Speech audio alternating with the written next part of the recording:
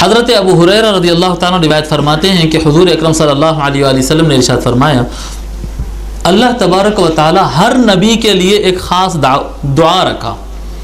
اللہ تعالیٰ ہر نبی کو ایک دعا ایسی دیا کہ وہ جو چاہے مانگ لے وہ دعا ریجیکٹ نہیں ہونے والی ہے.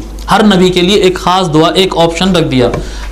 جیسا ہمارے اقوام متحدہ میں UN میں جیسا ویٹو ہوتا نا, پوری دنیا مل کے ایک ڈیسائیڈ کر لی, ایک سپر پاور ٹھہر کا ہوتا میں اس کو ویٹو کر رہا ہوں, جی میں اس کو اپنا ویٹو پاور یوز کر رہا ہوں, میں یہ کام نہیں کرنا تو رک جانا پڑتا ہے, ویٹو پاور کہتے ہیں. تو اللہ تبارک و تعالیٰ ایک ایسا ہر نبی کو ایک ایسا پاور دیتا ہے جس کے لیے وہ جو چاہے پھر وہ کہہ دے. وہی پاور تو تھا نا کہ جب اللہ تبارک و تعالیٰ کی طرف متوجہ ہے کہ نوح علیہ السلام بولے ربی لا تذر علی الارض من الکافرین دیارا, اے اللہ اب میری دعا یہ ہے کہ زمین پر کافر کا ایک گھر بھی نہیں بچنا, ہو تو پوری زمین کو ڈبا دیا اللہ تعالیٰ.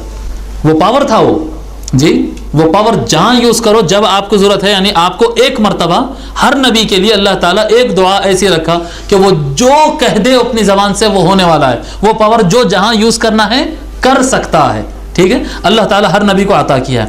حضور صلی اللہ علیہ وسلم فرماتے ہیں کہ ہر نبی کو اللہ تعالیٰ نے ایک خاص دعا کا موقع رکھا ہے.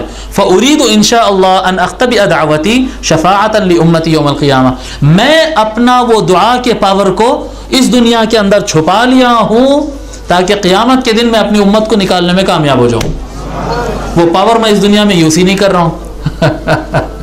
آپ دیکھیں کیسی رحمت ہے. اگر استعمال کرنا چاہے, سارے انبیاء استعمال کیے, ہر نبی اپنی دعا استعمال کیا ہے زمین پہ. آپ پڑھ لیجئے قرآن, ہر نبی کی ایک دعا ایسی رہی ہے جو فیصلہ کن دعا تھی, بس ادھر یا ادھر, فنش, آخری, اس کے بعد کچھ بھی نہیں ہے, ادھر یا ادھر. مگر حضور صلی اللہ علیہ وسلم اپنی دعا نہیں استعمال کیے. فرمائے میں اس کو اٹھا کے رکھ رہا ہوں, میں اپنی امت کی شفاعت کروں گا قیامت کے دن. وہ پاور وہاں پر یوز ہونا ہے.